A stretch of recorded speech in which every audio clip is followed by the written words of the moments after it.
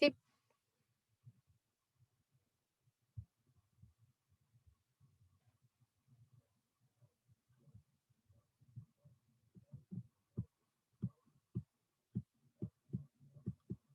sí, no se preocupe. Bueno, les estaba hablando sobre el cabezal, que este va a incluir lentes, diafragmas y filtros. Los lentes, pues van a ser lentes esféricos que van a ir desde los -20 a las +25 dioptrías. Estas dioptrías, pues va a ser la unidad que nos va a indicar el poder de refracción de un lente. El valor positivo nos va a estar indicando que es un lente convergente y el valor negativo nos va a hablar de que es un lente divergente. Estas lentes, pues van a enfocar estructuras oculares situadas a varias distancias. Y bueno, vamos a tener también que vamos a tener al cojín de apoyo ciliar, el orificio de observación y también vamos a tener al disco de Recos. Este disco va a girar en sentido horario y en sentido antihorario. Los números negros nos van a estar hablando de que son lentes convergentes y los números rojos nos van a hablar de que son lentes divergentes. Este, en los números negros van a girar en sentido horario y en los números rojos va a girar en sentido antihorario. Siguiente, por favor. Y bueno, también vamos a tener al selector de filtro y al selector de diafragmas. Siguiente. Vamos a hablar un poco de los diafragmas y de los filtros, que vamos a tener que la apertura grande va a servir para la visión en pupilas dilatadas y la apertura pequeña va a ayudar para la visión en pupilas sin dilatación. Siguiente. También vamos a tener a los filtros. Vamos a tener al filtro verde o también conocido como luz aneritra, que pues aquí se van a destacar estructuras vasculares y fibras nerviosas. Y vamos a tener al filtro azul o filtro azul cobalto, el cual va a servir para resaltar erosiones o úlceras corneales teñidas con fluoresceína. Y bueno, también al intentar buscar una foto de un filtro azul, encontré estas imágenes en donde decía que otras aplicaciones que se podían tener era para ver la membrana epiretiniana, algunas obstrucciones arteriales y también en un defecto de la capa de las fibras nerviosas de la retina provocada por un glaucoma. Siguiente. Y bueno, vamos a tener la apertura de fijación, el cual nos va a ayudar en el diagnóstico de fijación excéntrica y para situar lesiones maculares. Y bueno, este va a consistir en un sistema de círculos concéntricos en donde pueden tener una estrella o un círculo central para que la fijación excéntrica pues sea de manera objetiva cuando se le va a pedir al paciente que va a mirar hacia la luz. Y tenemos también la apertura de hendidura, que esta va a ser útil para apreciar las diferencias de nivel, ya sean elevaciones o depresiones, y también para comparar el calibre de los vasos. Siguiente. Y bueno, por último vamos a tener al mango. El mango pues va a ser la parte por donde vamos a agarrar el oftalmoscopio. Y bueno, pues este va a tener la fuente de energía y también va a tener el reostato que nos va a permitir regular la intensidad de la luz. Siguiente. Bueno, vamos a comenzar con los fármacos que pueden ser utilizados en la exploración del fondo de ojo. Vamos a tener que algunos van a tener una acción midriática, pero algunos pues van a tener una acción cicloplégica. Midriática porque van a estar pues permitiendo lo que es la midriasis de, del iris, del ojo, y ciclopléjico porque van a evitar que pues, el cristalino se acomode. Y bueno, vamos a ver que los anticolinérgicos van a tener esa acción midriática y ciclopléjica y los simpatomiméticos van a tener solamente la acción midriática. Eh, de los que más se utilizan son la tropicamida, la fenilefrina y pues, la combinación de estas dos. Y como tal, lo que es el ciclopentolato y la atropina generalmente lo mencionan como alternativas. De hecho, la atropina algunas literaturas ya no la recomiendan. Y bueno, vamos a tener que la tropicamida se menciona que tiene un efecto predominantemente midriático y bueno, está en presentaciones de 0,5 a 1%. Esto quiere decir que en 100 mililitros hay 1 gramo de tropicamida o 0,5 gramos de tropicamida. Se menciona que al momento de aplicar se puede aplicar una gota, se puede aplicar hasta 3 en caso de querer potenciar el efecto y pues estas van a ir em, puestas en un intervalo de 5 minutos. pues hay presentaciones de 5 a 15 mililitros y se menciona que la midriasis va a empezar a iniciar a los 15 minutos y va a tener una duración de hasta 6 horas. En el caso de la fenilefrina, pues bueno, encontré varias presentaciones, 0.12%, 0.5%, el 5% y 10%. La literatura mencionaba del 5 al 10%.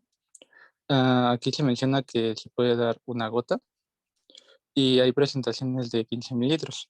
Esta empieza a hacer efecto a los 20 minutos y tiene una duración similar a lo que es la tropicamida.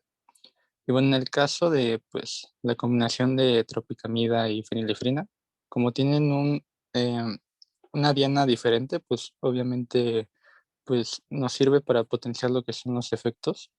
Y como tal, em, pues se coloca una gota y como tal, pues van a tener pues, los mismos inicios, en este caso 15 minutos a 6 horas de duración. En el caso del ciclopentolato, pues hay de 0.5%, 1% y 2%. Me parece que el de 1% es el que más se utiliza. Se utiliza igual una gota, se puede utilizar hasta 3 con un intervalo de 5 minutos. Hay presentaciones del 5 a 15 mililitros. Este va a tener efectos que van a iniciar de 30 a 60 minutos, un promedio de 45 minutos, y lo que es la ciclopecia de 25 a 75 minutos. Y bueno, como tiene efectos mayores, se menciona que menos de 24 horas, pues como tal, no es recomendado su uso. Y bueno, la atropina vamos a tener que hay de 0.5%, 1% y 2%. Y el 1% me parece que es el más utilizado. Igual una gota, máximo 3, y se puede utilizar con un intervalo de 5 minutos. Hay de 5, 10 a 15 mililitros en su presentación. Va a tener un inicio a la hora y la cicloplegia a las 2 horas. Y pues el problema que mencionan que no, por qué no se utiliza es porque tiene una duración de hasta 1 a 2 semanas. ¿Puedes dar a la siguiente, por favor? 3 semanas dura el efecto atropínico, doctor. Te provoca Ok. una midriasis total y andas como conejo 3 semanas. Por eso no se utiliza para generar midriasis medicamentos, hay que tratar de valorar el fondo de ojo. Como bien nos dices, hay varios medicamentos. Unos son más midriáticos que cicloplégicos. El ideal que nosotros utilizamos más comúnmente es la combinación de tropicamida con fenilefrina.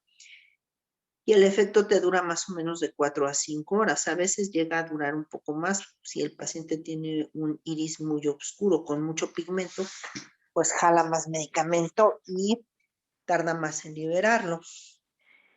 Otra cosa importante también es que, por ejemplo, el ciclopentolato ya casi no se utiliza, ya es un medicamento controlado, porque de unos, ¿qué serán? A lo mejor unos 5 o 6 años para acá, pues se describió que el uso de ciclopentolato instilado por vía nasal da un efecto similar a la marihuana, genera alucinaciones visuales y auditivas. En algunos pacientes pues, sensibles también pueden tener este mismo efecto aplicándose por vía oftálmica por absorción a través del conducto lagrimal. Digo, no es común, pero sí puede llegar a pasar. De hecho, hace algunos años, cuando yo operaba todavía cirugía de catarata con cirugía extracapsular, que se provocaba un proceso inflamatorio más severo que el que se provoca ahorita, generalmente les manejábamos un cicloplégico y el que había más comúnmente a la mano en el Seguro Social, pues era precisamente el ciclopentolato. Pues sí, como 2 o 3 pacientes míos operados de catarata tuvieron alucinaciones visuales. Entonces, de hecho, por eso dejó de utilizarse así de manera tan común, y también se utilizaba mucho en niños para generar cicloplegia y poderles tomar la graduación, por ejemplo, en los niños estrábicos. Les generaba cicloplegia, ya no podían acomodar y entonces les sacaba su graduación completa, pero igual se vio el efecto de las alucinaciones visuales y por eso ya está prescripto, ¿vale? Ahorita el que con mucho se utiliza es la combinación de tropicamida con fenilefrina, que comercialmente hablando se llama TP. ¿Sale? Seguimos, doctor. Sí. Bueno, vamos a tener contraindicaciones para estos fármacos.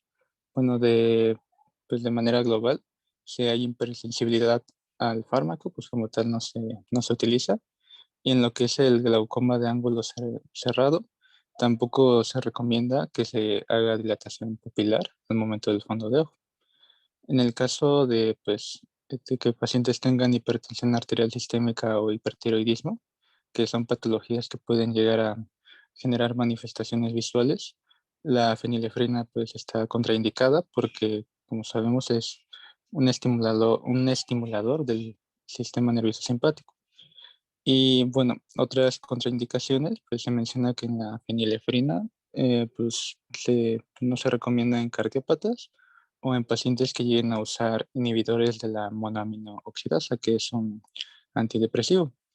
Y bueno, como había mencionado la doctora, pues en niños o en pacientes que hayan tenido anomalías del desarrollo neural, como un síndrome de Down, una lesión cerebral, pues como tal, no se recomienda tampoco.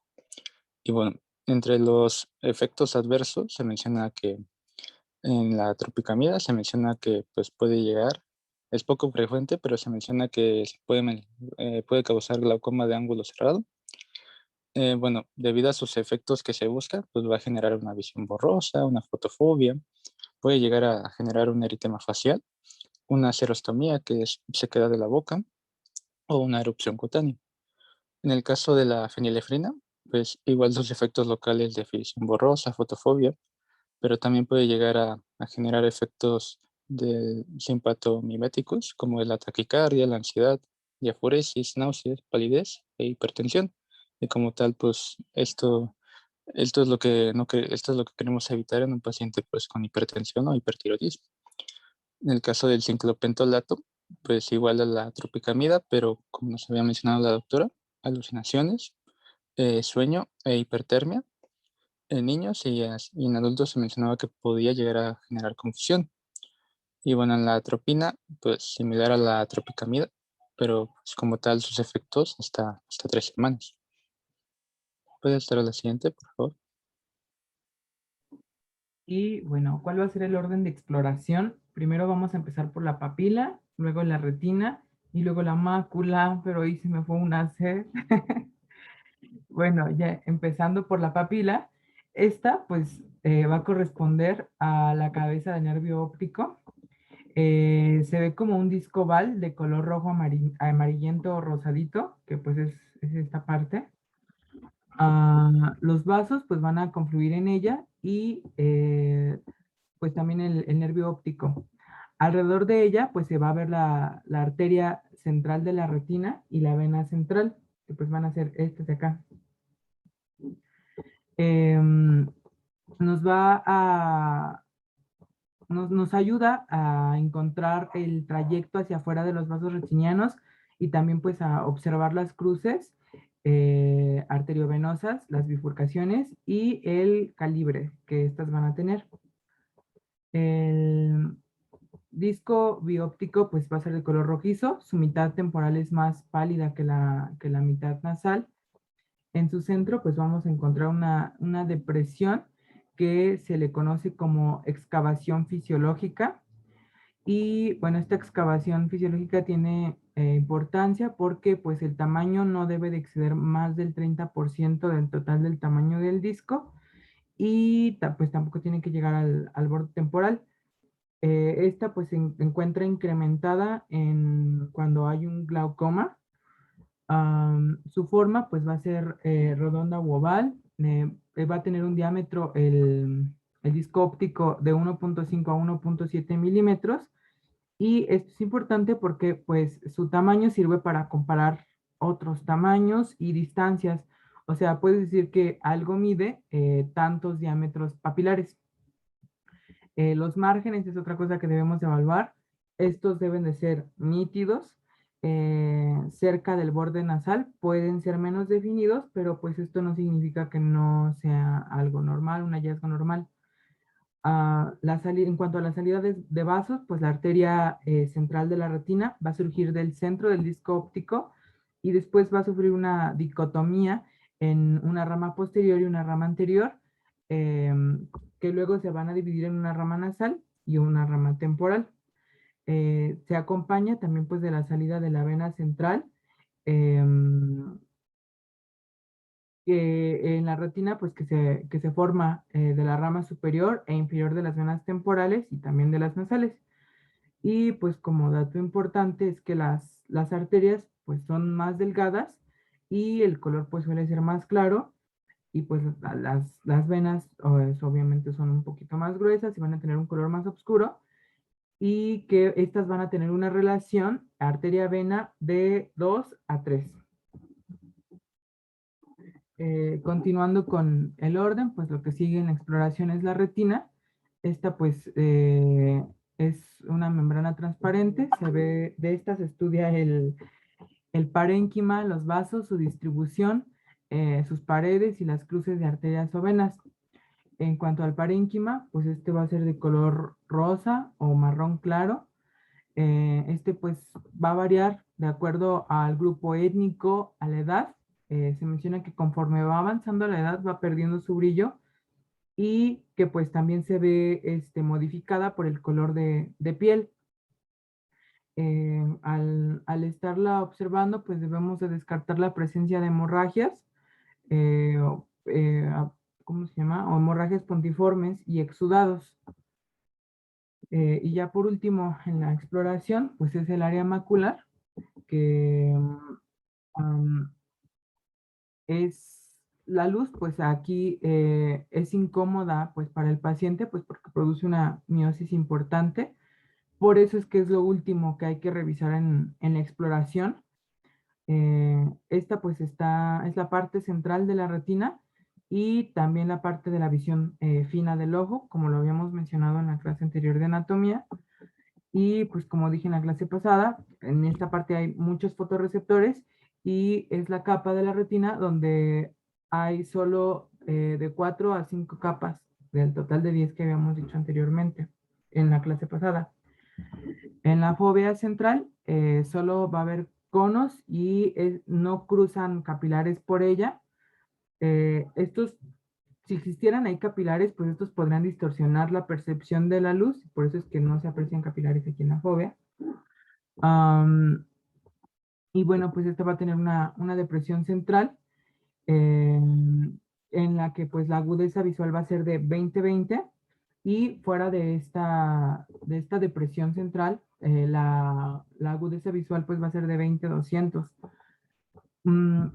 Para explorarla, como dije, pues ya es lo último que se tiene que explorar, se le va a pedir al paciente que fije la mirada en la luz del oftalmoscopio, como lo vimos en el video de la doctora. Nosotros pues lo vamos a ver como una zona pigmentada y avascular, que pues está aquí en la imagen. Y pues en el centro va a tener un reflejo luminoso puntiforme que se va a llamar reflejo foveal. Cualquier enfermedad que ataque esta zona, pues se va a manifestar, se va a mostrar como una disminución de la agudeza visual. Bueno, y ahora vamos a pasar con la técnica. Bueno, primero se recomienda que se realice en un área oscura o con una iluminación tenue, pero pues la exploración se puede realizar con cualquier tipo de luz. También, bueno, el explorador pues se debe de colocar a un lado del paciente y debe de explicarle qué es lo que se le va a realizar. El paciente pues se recomienda que este debe estar sentado y mirando hacia un punto fijo a la distancia. Y bueno, en el oftalmoscopio pues vamos a prenderlo y con ayuda del disco de Ross que ya vimos, lo vamos a colocar en 0. Posteriormente ya podemos ir enfocando, pero al inicio tenemos que colocarlo en 0. Y vamos a iniciar a explorar con el ojo derecho. Para esto, pues el explorador tiene que tomar el oftalmoscopio con la mano derecha, nos debemos de colocar del lado derecho del paciente y observar con nuestro ojo derecho. Siguiente. Bueno, ya después de haber realizado esos pasos, con una distancia aproximada de 15 centímetros, aunque en otras bibliografías también decía que puede ser de 20 a 30 centímetros, vamos a colocar el oftalmoscopio y vamos a dirigir el haz de luz hacia la pupila del paciente y ahí vamos a poder identificar el reflejo rojo. Ese nos va a ayudar para la detección de cataratas, de glaucoma, de retinoblastoma o de algunas otras anomalías retinianas. Después de esto, vamos a acercarnos al paciente hasta una distancia de 3 a 5 centímetros, donde aquí vamos a observar la papila del nervio óptico. Tenemos que observar las características que ya nos mencionó Adrián, observar sus bordes, su coloración y si no logramos ver de forma clara, ya podemos empezar a acomodar nuestro oftalmoscopio de tal forma que ya podemos ver una imagen tenue. Y siguiente, por favor. Y después vamos a empezar a examinar los vasos retinianos y eso los vamos a empezar a seguir por cada uno de sus cuadrantes. Esos pues deben de estar libres de hemorragias o de exudados.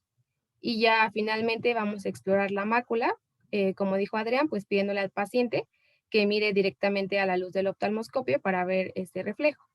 Y bueno, al final pues vamos a repetir el procedimiento, pero ahora con el ojo izquierdo. Y hay que recordar igual que el examinador debe tomar el oftalmoscopio con la mano izquierda, colocarnos del lado izquierdo del paciente y también explorarlo en nuestro ojo izquierdo. Siguiente. Y bueno, la técnica pues es muy importante pues seguir el mismo orden de exploración con nuestro reflejo rojo, luego con nuestra papila, vasos y mácula. Y el tiempo necesario en promedio es de 5 a 10 minutos, pero pues este va a depender de la experiencia del explorador. Siguiente. Y bueno, yo por último sería mencionar algunos hallazgos anormales. Se menciona el coloboma del nervio óptico, porque bueno, el coloboma puede afectar cualquier parte del ojo, debido a que, pues, como es un trastorno congénito, debido a que no hubo un buen cierre de lo que es la copa óptica fetal, pues como tal, pues puede llegar a afectar lo que es el ojo. En este caso, pues al nervio A óptico, ver, doctor, pues, ahorita no hablemos de hallazgos anormales.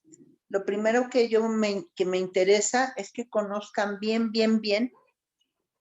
qué estructuras tenemos que valorar un fondo de ojo y cómo se ve normalmente. Entonces, la papila, ¿de qué color debe ser, doctor? la papila, bueno, mencionaba que era de amarillo rojizo, más o menos. Debe ser rosada, no debe Um, ser blanca porque entonces ya nos habla de atrofia óptica. Entonces debe ser blanca, debe ser rosada, anaranjada, con los bordes bien definidos. ¿Y cuánto mide la papila, doctor? de 1.5 y algunos mencionan hasta 2 milímetros. De 1.5 a 2 milímetros. ¿Puede medir más? Sí, pero pues ya se considera un macrodisco. Tiene que tener los bordes bien definidos. Y lo que nos va a importar aparte de esto, va a ser la excavación fisiológica. ¿Cuánto debe medir la excavación fisiológica normal? Mencionaba que no debe superar el 30% de lo que es el disco óptico y se mencionaba que era una zona pues muy amarilla o un poquito Es más blanquecina. pálida, es más amarillenta. Ujú. ¿Y qué representa, doctor? ¿Qué es la excavación fisiológica en sí? Es ¿cómo se dice? Las estructuras que pasan por el conducto óptico. No, pero ¿qué estructuras? Pues Específicamente, ¿qué? el nervio óptico. No, esa es la papila. El disco óptico es la emergencia o la entrada del nervio óptico al globo ocular, que viene siendo la parte visible del nervio óptico. Pero específicamente la excavación, ¿qué es? ¿Qué es, doctora, la excavación? Bueno, yo lo que había leído es que esta nos iba a ayudar para cuando teníamos un paciente con glaucoma. ¿Pero por qué? ¿Por qué aumentan los pacientes con glaucomas la excavación?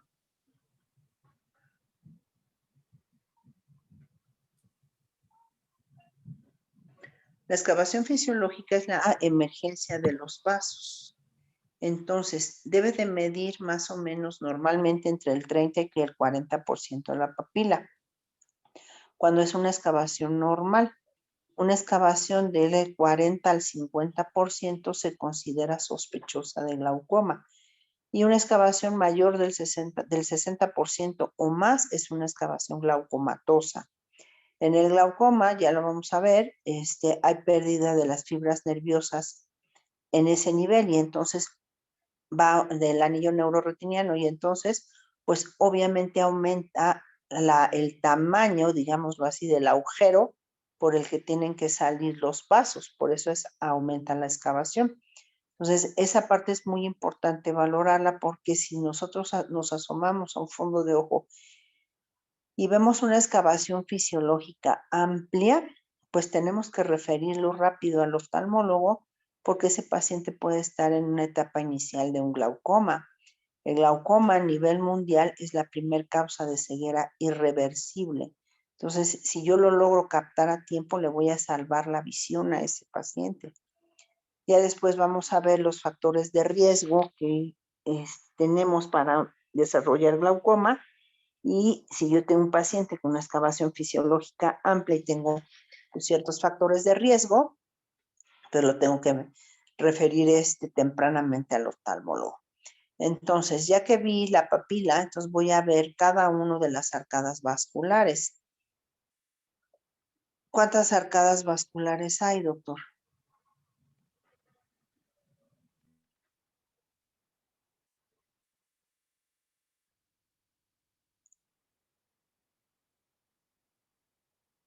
¿Cuántas hay, doctor?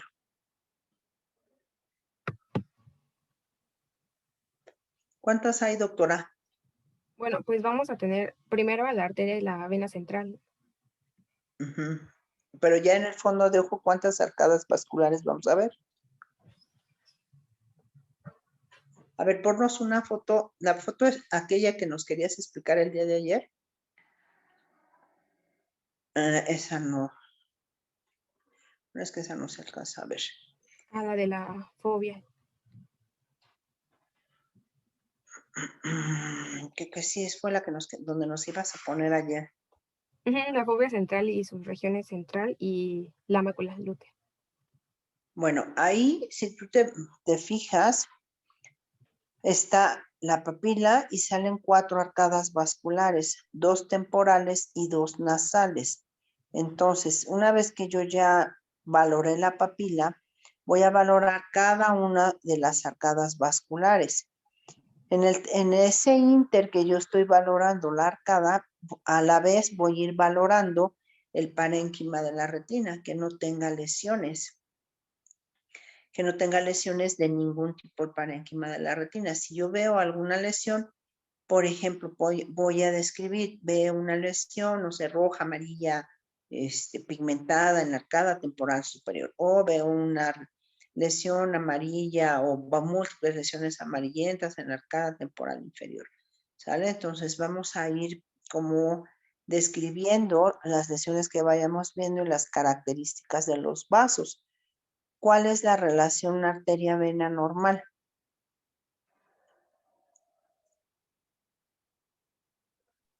De 3 a 2 De 3 a 2. ¿Y cuál es más gorda, doctor?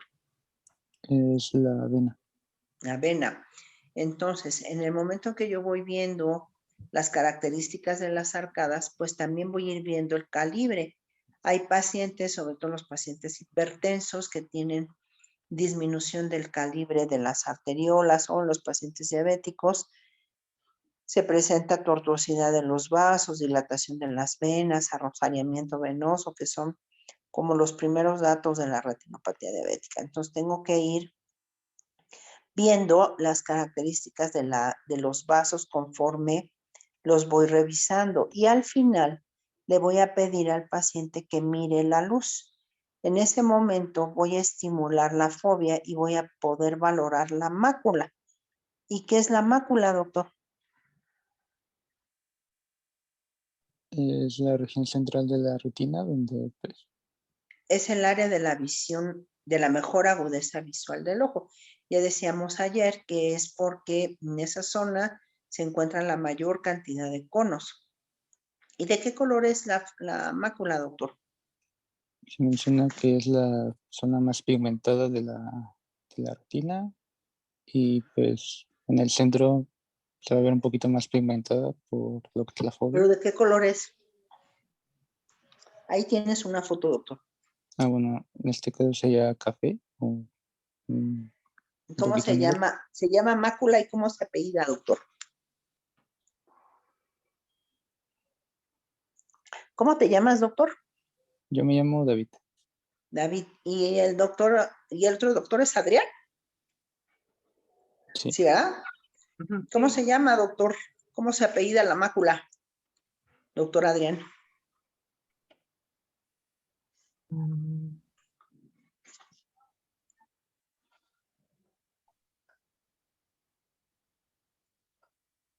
¿Cómo se apellida, doctora? Pues, Se llama mácula y se apellida lútea. Entonces, ¿de qué color es, doctor? ¿Qué es lúteo? Es amarillo. Amarillo. Entonces, la coloración normal de la retina es como rojiza, anaranjada, y en el momento en que nosotros vemos la mácula, vamos a ver un cambio de coloración. Se va a ver más parduzca, como verdosa, y lo que vamos a valorar va a ser sobre todo el brillo foveolar. En el centro de la mácula va a estar la fóvea, y entonces en el momento en que le estimulemos con la luz, se va a ver un pequeño destello de luz, ¿sale? Eso nos habla de que nuestro paciente tiene la fobia normal, no tiene alteraciones.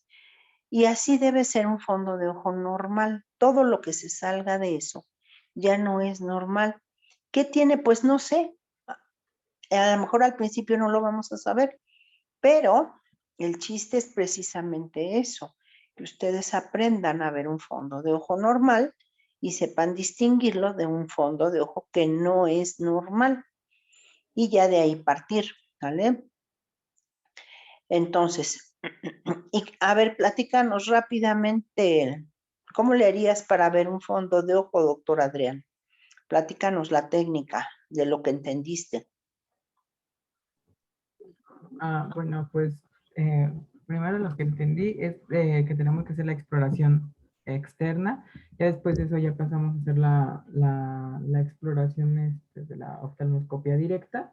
Debe de ser en un cuarto o bueno, un lugar donde haya, que esté, que tenga una adecuada iluminación.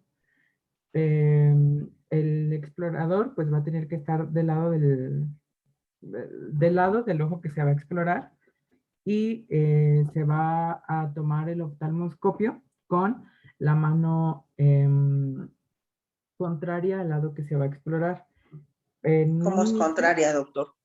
Ajá, o sea, si voy a evaluar el ojo izquierdo, no, si voy a evaluar el ojo izquierdo, agarro el oftalmoscopio con la mano izquierda. Entonces con la misma, ¿no? Entonces, si misma. voy a valorar el fondo de ojo del ojo derecho de mi paciente, voy a agarrar el oftalmoscopio con mi mano derecha y voy a usar mi ojo derecho. Y al revés, si le voy a valorar el ojo izquierdo, agarro mi oftalmoscopio con la mano izquierda y voy a ver con mi ojo izquierdo. ¿Y luego qué más, doctor? Y bueno, el oftalmoscopio pues debe de estar en cero. Se van a hacer dos observaciones. La primera es la que mencionó mi compañera, que se va a hacer de 15 a 30 centímetros. Y pues primero vamos a ver el haz de luz, lo vamos a dirigir hacia la pupila y tenemos que ver un reflejo rojo o amarillo. Y rojo, doctor. después vamos a acercar el oftalmoscopio de 3 a 5 centímetros para pues ya empezar la exploración de la papila. ¿Y cómo le hiciste para llegar a la papila, doctor? Para llegar a la papila, pues primero, de acuerdo al orden pues, de exploración es lo primero que tenemos que hacer y pues es nada más acercando, ¿no? Bueno, la realidad es que Muy pocas veces, muy pocas veces llegas y entras luego a la papila. Lo más común es que caigas en una arcada vascular. Entonces, lo que vas a hacer es que vas a seguir esa arcada vascular hasta hacia la región nasal hasta que encuentres la papila. Y entonces vas a ver la papila, ya vimos todas las características que tenemos que buscar, y de ahí me voy a ir recorriendo cada una de las arcadas vasculares. Recorro la arcada temporal superior, me regreso a la papila. Recorro la temporal inferior, regreso a la papila, la nasal superior, la nasal inferior. Y al final ya le pido a mi paciente que mire el algus para ver el reflejo foveolar. Entonces, lo primero es que hay que quitarnos la idea de que los oftalmólogos somos así como vampiros. Tenemos que aprender a ver el fondo de ojo en cualquier condición. Obviamente es mucho más fácil ver un fondo de ojo en un lugar donde hay poca iluminación porque la pupila se dilata, ¿no? Entonces, pero pues si yo no tengo oportunidad de verlo en un lugar con poca iluminación, lo tengo que aprender a ver en cualquier lugar. Si yo hago una buena técnica, no hay ningún problema de que haya luz, haya mucha luz o haya poca, a menos de que sea muy refléctica la pupila del paciente o esté muy chiquita, pues bueno, ahí sí voy a tener un poco de problema para valorarlo. Entonces, voy a poner mi disco o mi mirilla en 0. Si yo uso lentes, puedo dejarme mis lentes y empezar igual con la mirilla en 0. Y si yo uso lentes y no me los quiero poner, entonces voy a hacer lo mismo, pero una vez que ya esté adentro en el parénquima retiniano, voy a girar los lentes hacia los lentes negativos hasta que vea claro. Hacia los lentes negativos son los lentes rojos o los lentes negros en algunos oftalmoscopios. Están marcados con números negros o con números rojos y los positivos están marcados con números verdes.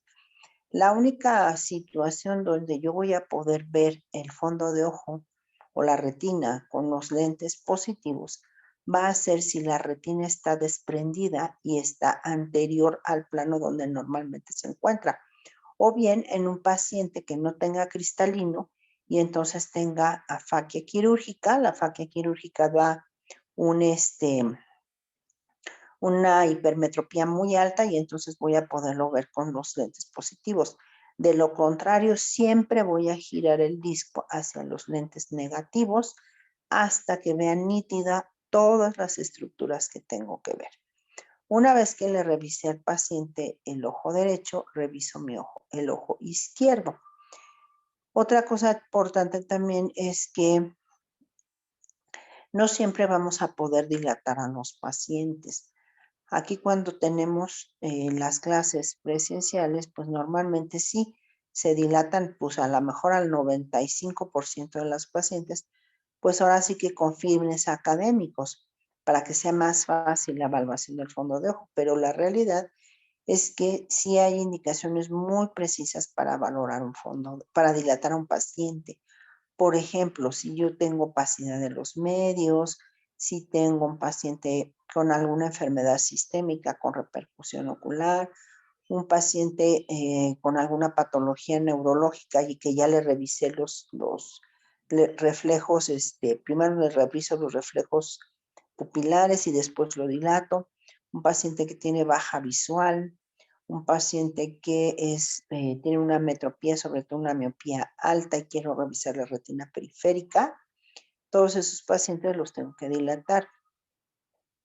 La realidad es que muchas de las veces no revisamos a los pacientes antes de dilatarlos, pues digamos que porque pues es mucho más fácil, ¿no? Pero sí podemos inducir, por ejemplo, lo que nos decía el doctor, un ataque agudo de glaucoma en un paciente con una cámara anterior estrecha o que tenga glaucoma de ángulo estrecho.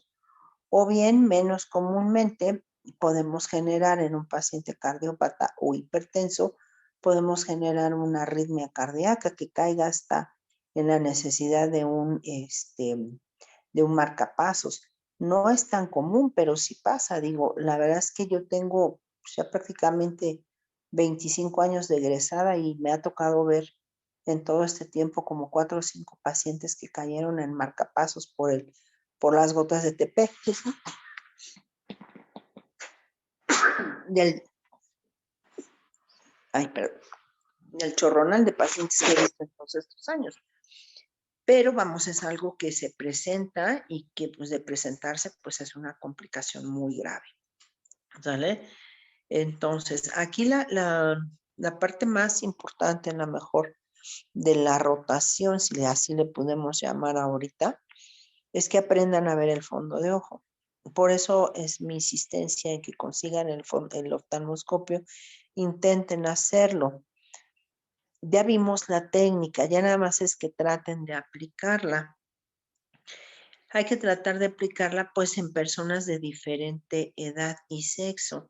Es diferente el fondo de ojo de una persona adulta mayor, así le valoran el fondo de ojo a un niño, por ejemplo, un niño de que les gusta 8 o 9 años que ya se dejan revisar un poco más. Es complicado. Es diferente. Mientras más joven se es, la retina es más brillante, más roja. Mientras más grande se es, tiende a hacerse más opaca, a tener cambios de pigmentación, a tener otras alteraciones propias de la edad. Entonces, de ahí la importancia de que ustedes vayan viendo fondos de ojo en personas de diferente grupo etario, ¿sale? Y pues eso no lo van a poder lograr de otra manera más que viendo muchos fondos de ojo, ¿vale? Entonces, aunque ustedes vean muchas fotos, si no lo intentan, pues no van a poder hacerlo. Ya les decía yo que es como cuando yo quiero aprender a manejar y me pongo a ver 1000 fotos de carros, pues no voy a poder aprender, necesito subirme al carro, prenderlo e intentarlo. Y en esto es exactamente lo mismo. Entonces, les voy a encargar que me hagan un video pequeñito como el que les mandé yo, explicando cómo es la técnica de la valoración del fondo de ojo con oftalmoscopia directa, las partes del oftalmoscopio y intenten hacerlo con quien se les haga más fácil o con quien esté ahí con ustedes, ¿sale? Es muy importante también que no solamente pues leamos lo que preparamos y leamos las diapositivas. No, lo más importante de todo es que vayan aprendiendo, se les vaya quedando lo que vamos revisando, ¿vale? Eso es lo más importante de todo, más que una calificación y más que hay que cumplirle a la doctora con la clase, es aprender. Ahorita pues desafortunadamente les tocó un mal momento con esto de la pandemia, les va a tocar hacer un doble esfuerzo, pero pues vamos, sí se puede, entonces hay que intentarlo, ¿sale? Nos vamos a ver igual mañana a la misma hora, se van a estudiar por favor las ametropías y dentro de las ametropías vamos a revisar qué es la agudeza visual, qué es la capacidad visual, cómo se toma la agudeza visual, qué es una dioptría, cuáles son los lentes positivos, cuáles son los lentes negativos. Y la parte más importante que vamos a revisar es qué patologías oculares se asocian a cada una de las ametropías. De las ametropías, la más importante, se pudiera decir así, es la miopía. La miopía tiene muchas alteraciones oculares que pueden hacer que una persona joven o en etapa laboral quede ciega. Entonces es importante más que la ametropía como tal, porque nosotros no somos optometristas, sí hay que estudiar las patologías que se asocian en cada una de las ametropías, ¿sale?